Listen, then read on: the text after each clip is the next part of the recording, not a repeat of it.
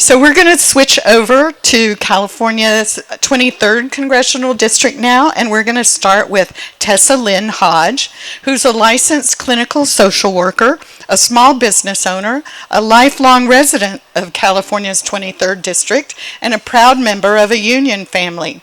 She's running for Congress to address key issues like the soaring cost of living and access to affordable health care through practical policy solutions.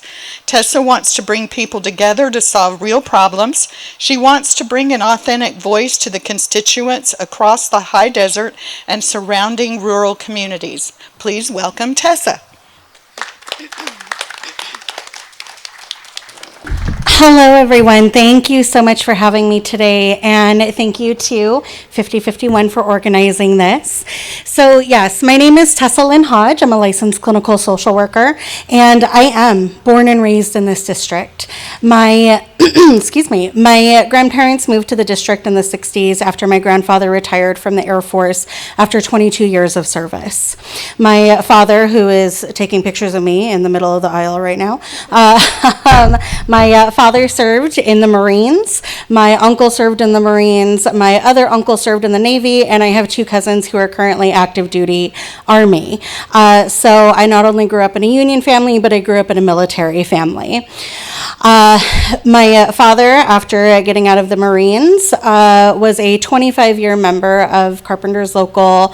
It's currently 944. It's currently 909, used to be 944. My husband is a member of CTA. I am a former Teamster. And so we are a very proud union family. And so growing up in the district, I absolutely grew up loving desert communities. And you may be thinking, a child loving desert communities, never could that ever happen. But I grew up horseback riding. I grew up looking at the stars in the desert because you can actually see the stars in our desert communities because of the lack of light pollution.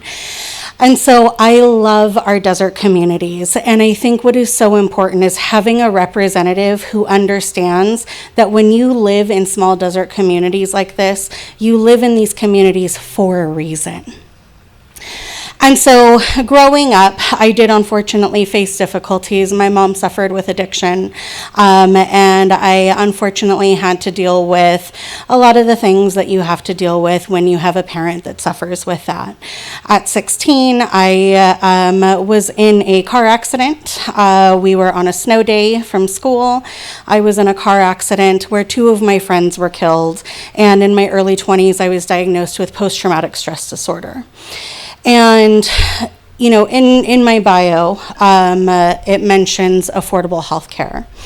So, diagnosed with PTSD, what happened at 18 prior to the Affordable Care Act?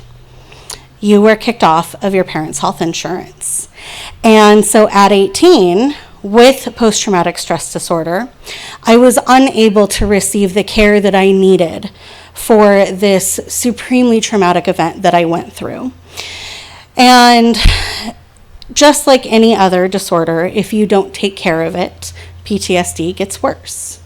And I eventually found myself unable to work, unable to go to school, because even the thought of getting into a vehicle would send me into a panic attack. And thankfully, I met my husband at 20, and at 22, when I was 22, we got married, and thankfully, he had insurance through his job. So because I got married, I was able to get health insurance. And here we are 18 years later, but I should not have had to get married to get health insurance to treat my post-traumatic stress disorder. Thankfully, I was able to get that treatment, and I was able to go back to school. I have my bachelor's and my master's in social work. I then went through the very long and arduous process of getting my clinical licensure. And in my time as a social worker, I have worked in child welfare for San Bernardino County. I have worked in policy and legislation for San Bernardino County, where I had to take state and federal legislation and directives from the state superior court, and I had to condense them down into policy for frontline social workers. I have worked in medical social work in our hospitals, community crisis response. I have worked, oh my gosh, where else have I worked? I've done school-based mental health services, school social work, and I currently own my own private practice.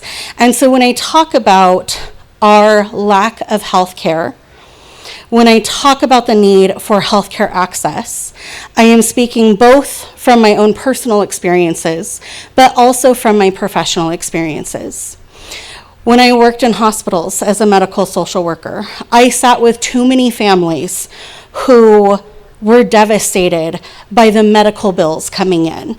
Even though they had done everything right in life, even though they had saved, even though they had good jobs, even though they had insurance through their employer, high deductibles, unexpected costs, having to care for a loved one in the home and having to leave their employment to care for that loved one, led to absolute devastation for so many families.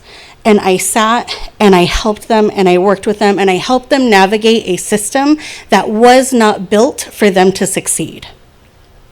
Working with families and child welfare. Again, another system that is not built for families to succeed. Too many families living in poverty, working 2 jobs, 3 jobs just to provide for their children. Forced to make the hardest decisions, and sometimes forced to make decisions that led to their children being removed, unfortunately.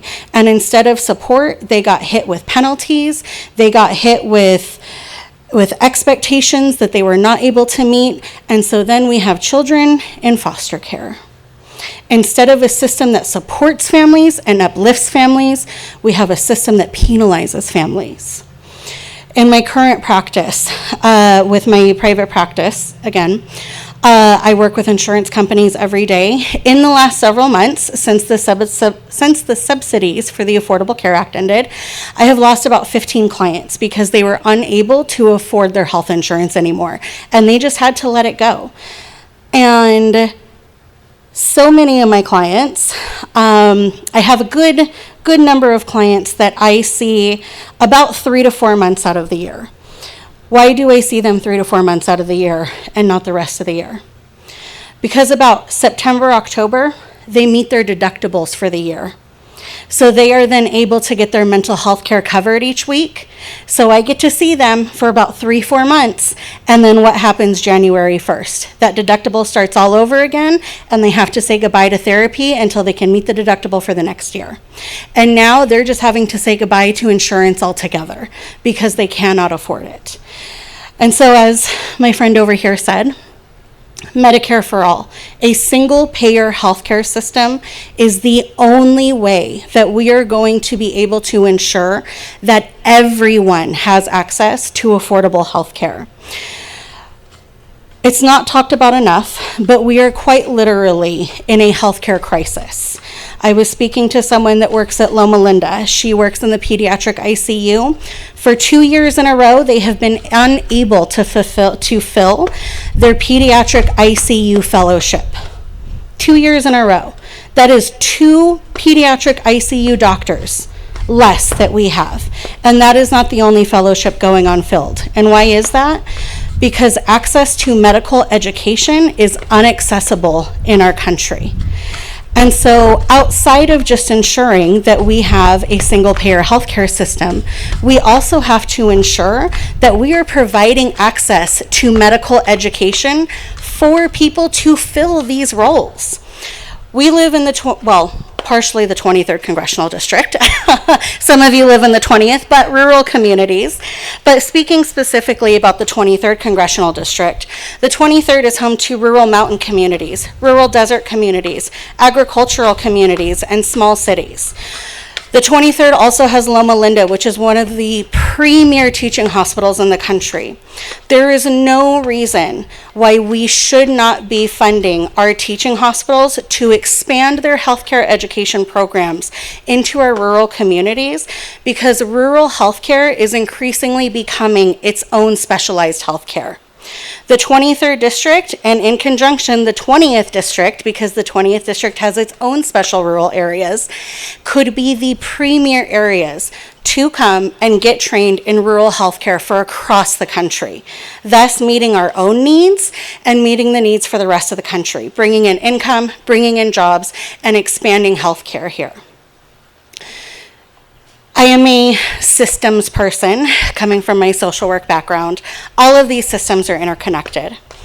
When we talk about the lack of healthcare, it's also the rise in healthcare needs due to the rise in pollution, due to things like increased asthma rates because of warehouses in certain areas, because of when we have things like increased heat stroke in the summer because we don't have adequate cooling and we have the temperature going sky high because of global warming.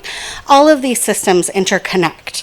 And so outside of just the healthcare system, we also have to address these other factors like pollution and climate change. We have to address things like data centers. I was doing some research last night and I cannot believe that they are proposing a data center in the middle of the desert where there is inadequate water when these data centers suck up water to keep them cool. That doesn't make sense. And so my priorities when I get to Congress are to fight for accessible healthcare, especially in our rural communities, to fight for education because I've seen our education system failing, and to fight for climate change because I have seen how climate change is also impacting all of these other systems to impact us all. So thank you so much for listening to me. I greatly appreciate it. I promise I won't bore you too much longer. Again, my name is Tessa Lynn Hodge. I'm running for Congressional District 23. My website is tessa4ca.com. Thank you.